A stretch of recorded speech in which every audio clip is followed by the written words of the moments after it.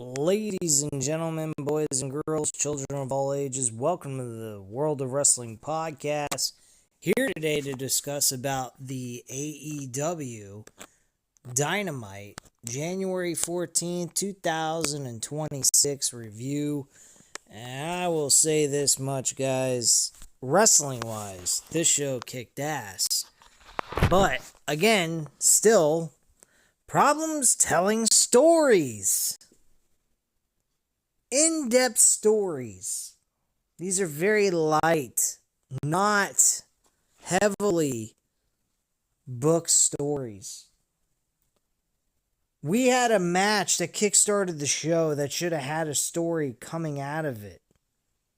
There was no Jon Moxley at all at this show. I don't know if he wasn't supposed to be at this show or something. I don't know if I saw him or not. I might have. Not sure about that either. But this was a failed opportunity. If Jon Moxley was not planned to be at this show, I personally felt that this match should have been postponed if Jon Moxley's not there, because there's a story that can be told with Jon Moxley getting thrown out of the Death Riders by going ahead and standing up for Darby Allin, having respect for him and what he did. And he was not there. There was nothing came about it afterwards. Darby Allin ends up winning this matchup. And there was several spots where Darby Allin took some fucking bumps that I'm saying, what is the matter with this guy? Does he want to die on national television? Is that what he's trying to aim for here? Like, what the hell is this guy doing? He got German suplexed on top of steel steps and his back smacked right into the rigid edge of the fucking step. And went right into his spine. His neck, I believe, also hit a bottom portion of the steps. This guy is bananas. I don't know what the hell this guy is smoking. There is something severely wrong with Darby Allin, I swear to God. And Pac even being okay with doing that. I mean, if I was in Pac's shoes, I'd be like, are you really all there, man? Are you out of your fucking mind? I am not doing this spot with you. I'm not going to end up possibly killing you because you want to do a dangerous spot to make it look impactful to the audience. These guys, come on, man. This match was not bad by any means, but there was dangerous spots here. This was hazardous. Darby Allin was thrown around like a fucking rag doll. And this kid is just bananas. I really think he's out to lunch. But yeah, Darby Allin ends up winning this matchup, but there is nothing coming out of this. Nothing occurred. Darby Allin just walks freely. I mean, not going to say unscathed, but nothing happened here. There was no after the match story development. There was no, you would think the Death Riders would get pissed off that Pac lost and they come in and beat the shit out of Darby Allin, and then you'd have Jon Moxley come in and, stop the beatdown, and none of that even occurred. None of that occurred. I don't get this company. A missed opportunity to actually develop a meaningful story coming out of this match that would be a payoff for Darby Allin in the sense that he put his body through hell. Through hell. And yet there was no payoff to a story here where Jon Moxley steps in and stands up for Darby and shows respect to Darby, and then the Death Riders turn on Jon Moxley. We didn't get none of that. That is the storyline that needs to occur here. Now that Jon Moxley is now portraying a babyface to the to the public, to the audience. I mean, I don't quite understand any of this. This is nuts.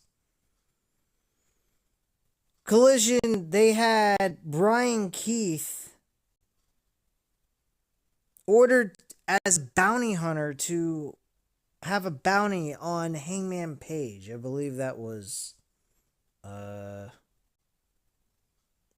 think it was the Ops, yes. Samoa Joe. And Brian Keith, Hangman Page, decent match. Nothing special happened. Big Bill, I mean, he got involved in this match somewhat, and he got a chain wrapped around his neck and was choked out by Swerve Strickland for his troubles. So, there you go.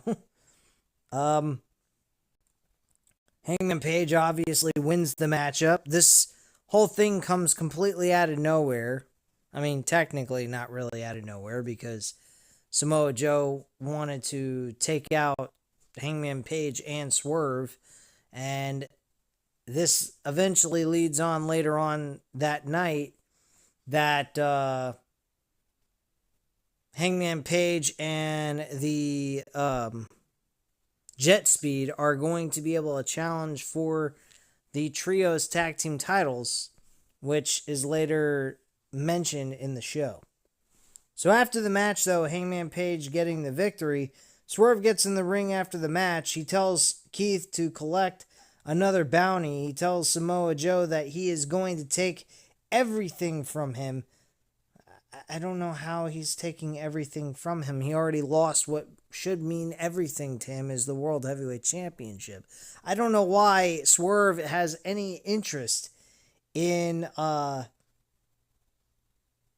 taking anything from him. There's nothing to take from Samoa Joe. It's already been taken.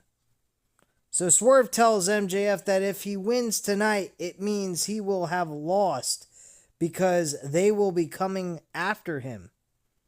So both Hangman Page and Swerve have interest in going after the World Championship.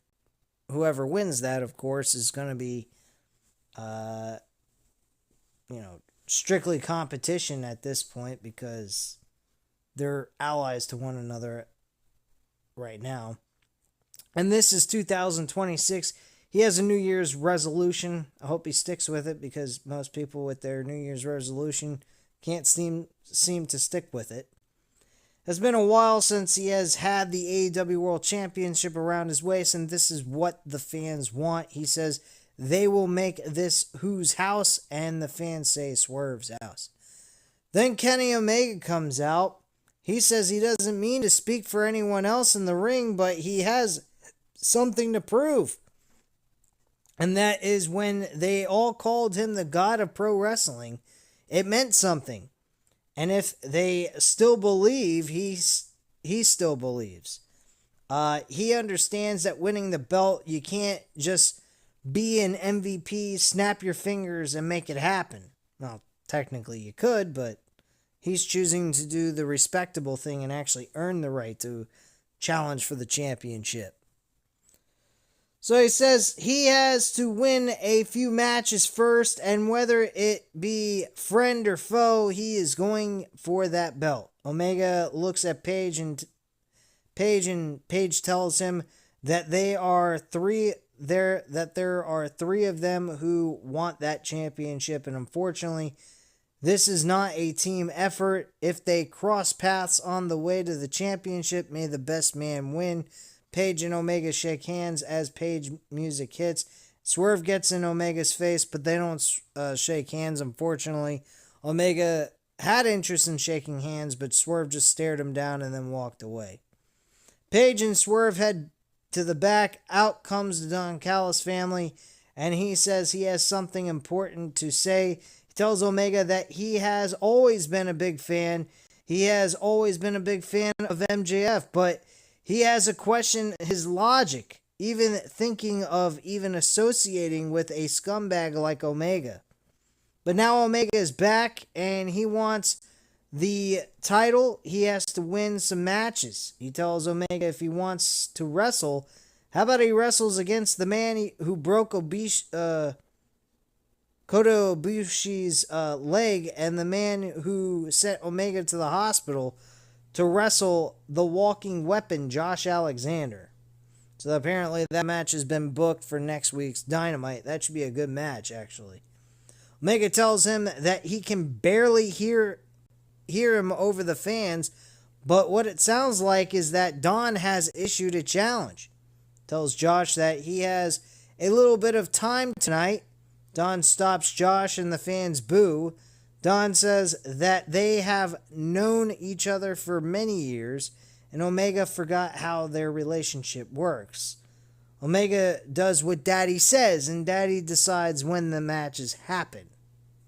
Oh boy, what a fucking weird terminology to refer to yourself as Daddy. Oh my God. So basically he's saying that the people that work with him in his faction are his bitches. Anyway, he says Omega will get Josh, but next week on Dynamite, because what he says goes. Oh, goody. Don and the Don Callis family walk to the back. Omega says they heard it here first. It will have to be next week. But today was phase 1 of him becoming the new AEW World Champion. And he bid them farewell, goodbye, mwah, and bang, good night. And that's it. Brody King's backstage with Renee Paquette, but in comes Jonathan Cruz. And King tells him he will see him in the ring tonight. Jonathan Cruz kept trying to, get out of having the match. Not that I blame him. Doesn't look like a wrestler to me at all. Brody King has a quick 1-minute match with Jonathan Cruz. Beats him like a government mule, and that's it. We then get a fatal 4-way tornado tag team match with the winner earning a shot at the tag team titles against the FTR.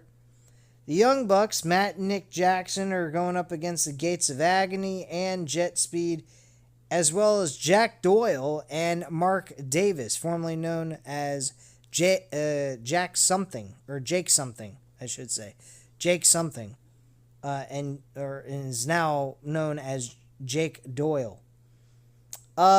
This match was fun, but I was not expecting Jake Doyle and Mark Davis to get this win, but I will admit something. These two guys they're really fucking good, the two of them. Mark Davis is known to be a tag team wrestler with Kyle Fletcher, and Jake Doyle being, I don't know what the fuck his name is. They keep changing his damn name. Yeah, Jake Doyle, and being the replacement of Kyle Fletcher with Mark Davis, I gotta say, they are a good team. My problem with this is you got two heels going at it.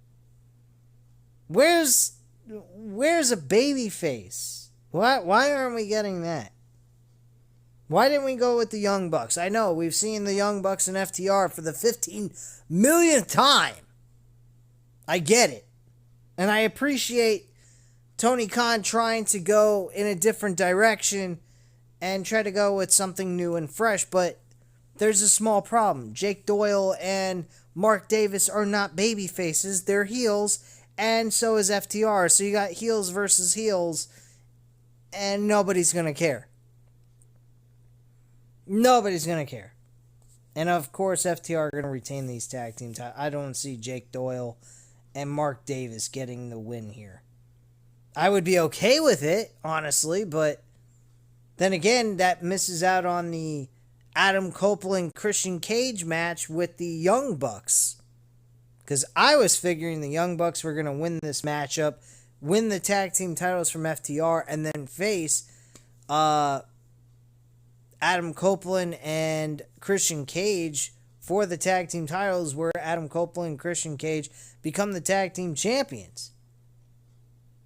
But nowhere to be found there, and the Young Bucks end up not winning this match. They weren't part of the decision either. It was actually Kevin Knight who was the one part of this ending factor of the match. FTR comes out. They get in the ring and they fight with Doyle and Davis, and out comes security to break it up as both teams continue to fight. Why did there need to be a brawl here? I don't quite understand. What was the necessity of a brawl? They just won number one contendership against FTR. Why isn't there just a stare down? A sign of respect of these two teams? What did there have to be an actual attack and a brawl? Do these two companies, WWE and AEW, have no idea of what the purpose of a brawl is? It's when the two combatants that are involved in this, whether it's two teams or two wrestlers, competing over something or just a grudge match. The only time a brawl should occur is when the storyline of the rivalry is heating up and gets to that point. There was nothing going on here. It should be just a stare down, nothing more, nothing less. And instead we're getting a brawl here. This was absolutely stupid as fuck. I don't know, man. I find that absolutely dumb as shit. But whatever. Next up, we have a trios tag team match with the Babes of Wrath, Willow Nightingale and Harley Cameron, and Chris Statlander against the Triangle of Madness, which is consisted of Tekla, Julia Hart, and Sky Blue. This match was whatever. It was the ending of the match that I actually was intrigued by. I liked this. This was actually a story being told in the middle of the ring. Chris Statlander saved Willow Nightingale from taking a bad spear by Tekla, and she sacrificed herself. Unfortunately, took the L. That part, I don't like. I don't like Tekla beating the world champion in the women's division. That I'm kind of against, not a fan of. But it does at least give some lame-ass reason to say that Tekla deserves the world title when she beat the champion clean in the middle of the ring with a spear and then a curb stomp and the 1, 2, 3. And no outside interferences, no shenanigans, nothing. She just won the match with her team clean. Now, granted, I would like to see them push her even more, get her some more singles wins to, give reason why she deserves a match against Chris Statlander. I would like to see Tekla be the one to beat Chris Statlander. I think Chris Statlander in her I think this is her second run or possibly her first, I don't know which. But her run as Women's World Champion here, losing to Tekla to a new face, I wouldn't have an issue with, because clearly she got a nice big win over Mercedes Moné in a good matchup at World's End, I believe it was. I will give them, if they go in that direction, they want to give Tekla the title and she garners some wins leading up to Revolution to say that she deserves a shot at the title, then I'm all for it. And I would like to see Tekla win the women's championship, but I will admit, guys, the way they've been using her on television, cutting promos in weird oddball areas, like a fucking corner of a standing shower in the women's bathroom, or having her stand with the Triangle of Madness in a stairwell, going ahead and saying, "Come on, baby, let's get toxic." I mean, how are you treating this woman with top level respect here? Really, you're giving me the idea that, yeah, she's just there, we're going to utilize her, make her a little entertaining, and make her worth people's time, but we don't see her as world champion material at this point. That's the kind of impression I get from having her cut promos in those general scenes. It looks ridiculous to me. It's just my opinion, I think. Maybe I'm going overkill on it, but I honestly think that what they did here, what they've been doing with them for the last couple of weeks is kind of silly. So after the match, Renee Paquette is backstage with Jet Speed. But a bunch of times at Jet Speed, whether it's Mike Bailey or fucking Kevin Knight tried to respond to a question, we had Swerve Strickland and Hangman Page getting involved. Can we allow these two to cut a fucking promo? Show a little respect here. What the fuck? Jeez Louise, this was absolutely dumb as shit. So, Swerve comes in, he tells Bailey that they will have to wrestle one day. I don't know where that came from, why that's coming about, and he tells Kevin Knight that his time is coming and that he's the future of this business. I don't know how Kevin Knight or Mike Bailey are highlighted as future stars in this business, but, whatever. Anyway, Swerve walks away, and in comes Hangman Page just before they're about ready to answer the question again. And he tells them that they might have lost tonight, but this Saturday, he will take the Trios Tag Team titles with Jet Speed. And Mike Bailey and Kevin Knight were extremely ecstatic that they were added to this and are getting Trios Tag Team titles. God knows they ain't doing much on this fucking show. All they do is lose most of the time. And if they do get a World Tag Team title shot, they always fucking lose anyway. The last time they fought was the Hurt Syndicate, and they lost miserably. Anyway, following that, we went into the main event for the AEW World Championship. MJF and Bandito, great matchup. Both of these guys made this main event worth my fucking time. This was an awesome match. They had one spot in this fucking match that was like ECW type of spot. They had MJF in the audience. They had the audience kind of pulled back with them sitting in their chairs so that the spot could be done without endangering anyone in the audience. And Bandito was on the top rope, and he jumped off the top rope outside the ring, through the fucking past the barricade, and lands right on MJF. This spot was done superb. This was excellent. Both of these guys did an excellent job. They were telling story in the middle of the match with Bandito's arm. This eventually led to MJF getting the victory off of a Bella lock that what am I talking about? Bryan Danielson used to use when he wrestled. And Bryan Danielson called it the Yes Lock first, and then the Bella Lock. I'd prefer the Yes Lock more than the Bella Lock, if you want to get technical. There was one spot during the match where he's doing this inverted arm bar called the Salt of the Earth, which is one of MJF's finishing maneuvers. And Bandito was very smart here before he was locked into the Bella Lock. He was trying to torque his body to the side so he could alleviate the pressure off of his arm since it's worn out and beat up.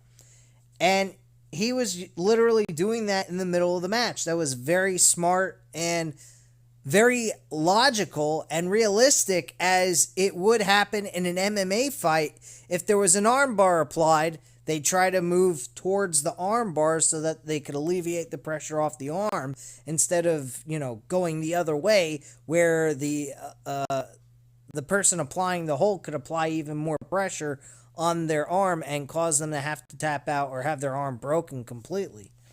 But man, these guys fucking killed it. I loved it. I thought it was an excellent main event match. After the match was over, MJF grabs a microphone and says that when Bandito said he was going to be an AEW champion, he laughed, but after wrestling him, Bandito was right. MJF says, as much as it pains him to say this, Bandito will be a world champion one day. which unfortunately means he has to do this, and MJF starts beating the shit out of Bandito with the championship, and he grabs Bandito's mask, but Brody King runs to the ring. MJF leaves the ring and goes to the back, and Brody and Bandito stand in the ring as Dynamite goes off the air, and that is your overall synopsis of AEW Dynamite for January 14th, 2026. Wrestling-wise was good, but, man, story, you're not going to find it here. You're not finding it in WWE either. There's no fucking company telling a fucking story at all. The only thing I can say positive about AEW is their wrestling is good. Dangerous as shit. I really think they need to tone down these fucking spots, because some of these spots are so bad.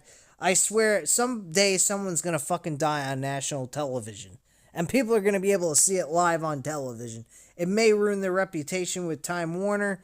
I don't know, man, but this shit needs to stop with these dangerous spots. It is bad, and I mean really bad. Second positive thing I'll say about AEW is they have a laundry list of challengers for a world championship, women's titles, tag team titles. We got some stuff to actually, look at and say there's actually a division in AEW. WWE, there is no fucking division. They got one challenger at a time showing up on television trying to challenge for the world championship on Monday Night Raw. SmackDown has nobody really showing any interest in the WWE Undisputed title. Well, actually, I'm wrong. They do have several guys, and 8 of them are competing over it. So SmackDown's got that, but Raw ain't got shit for challengers over the world title. The Women's Championship, not shit. Raw is really fucked up right. I don't know what the hell happened to Raw, but Raw was doing it for me, and now they've just turned into absolute garbage.